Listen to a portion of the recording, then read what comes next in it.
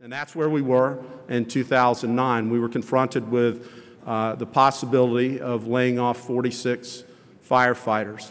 And that was about the time that SAFER originated. And we could have gone to war with our local union, or they could have gone to war with us. But we decided to take a different course. We sat down at the bargaining table and worked together and mapped out a strategy for how can we get the SAFER grant.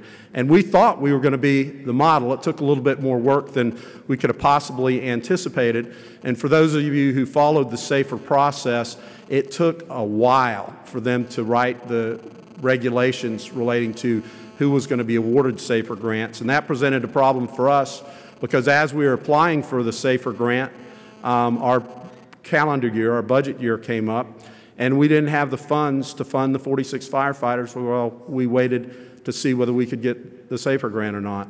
And that's when our local union, Local 1365, stepped up. Steve Clellan, where are you? Are you out there? And the guys from 1365, would you stand if you're out there? There they are, way in the back. But they came up with a strategy where they said, we will agree to defer our cost of living increases and over a period of time to allow the city to fund those 46 firefighter positions out of our cost of living increases until we can get the SAFER grant.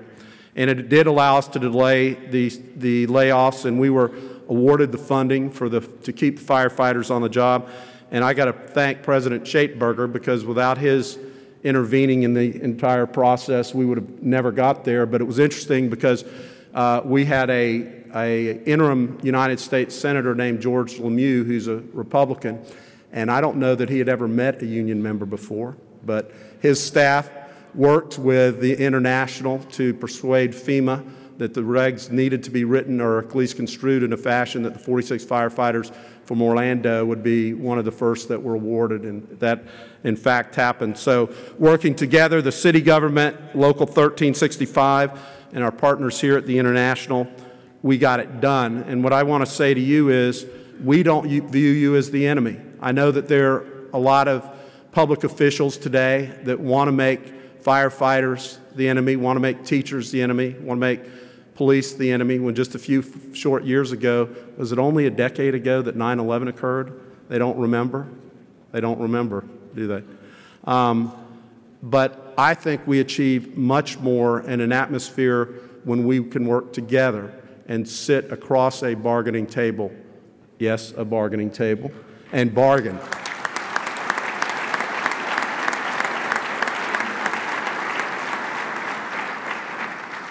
And one of the results of being able to do that, you can also see in the city of Orlando. We have worked on pensions to make sure that our firefighters have good salaries and have good benefits. And yes, our pensions are fully funded. And yes, our firefighters contribute to those pensions. And that's because we've been able to bargain over the years and do what's right for both the firefighters and the taxpayers of the city of Orlando.